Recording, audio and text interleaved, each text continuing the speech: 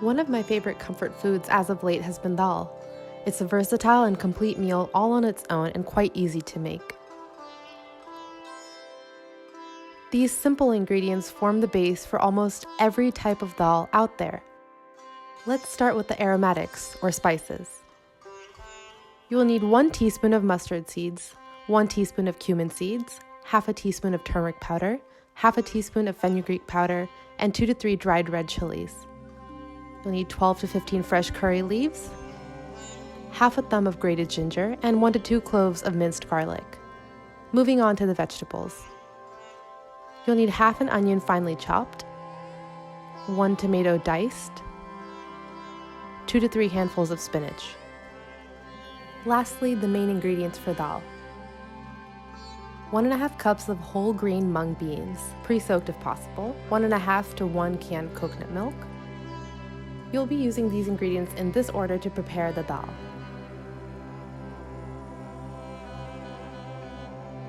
Now let's start cooking. First, heat a large pot on a medium flame. Pressure cookers are the fastest, but you can absolutely use a regular pot.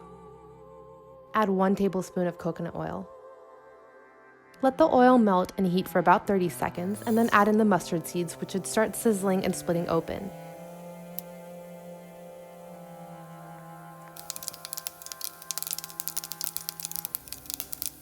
Next, add the cumin seeds and chilies, stirring so they don't burn.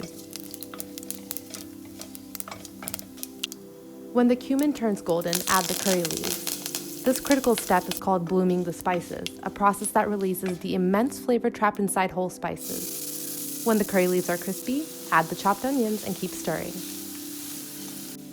After the onions turn translucent, add the turmeric and fenugreek powder and give it a quick stir.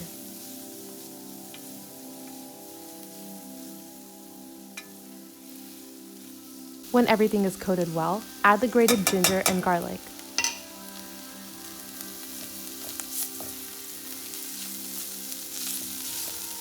Next, add the diced tomato and give it a stir.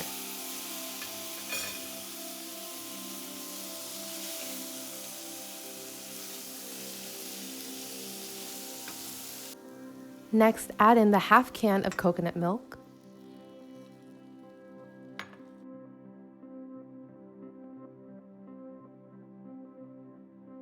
After a minute, add the whole mung beans into the pot.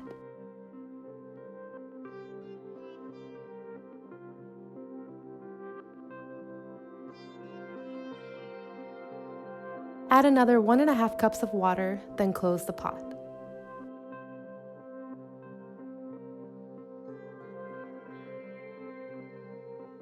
This is when the dal starts to cook.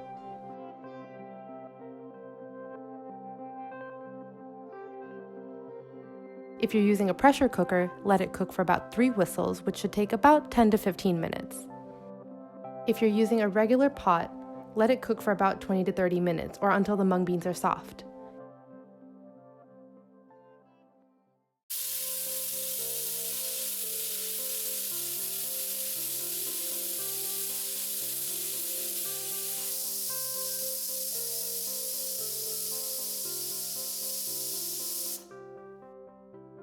However you cooked it, when the dal is done, remove the lid and stir everything together.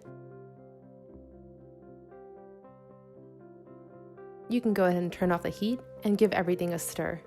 It should smell incredible at this point.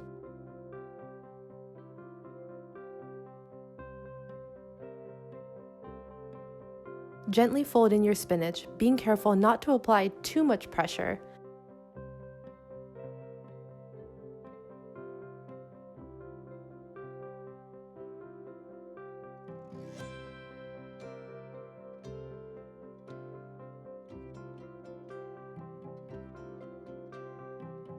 Add about a teaspoon of salt or more to taste.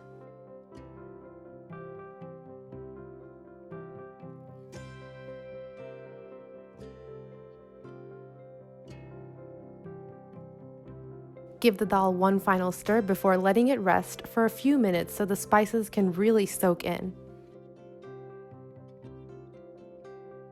Serve the dal immediately with rice, bread, or naan, or quinoa and millets like I have here.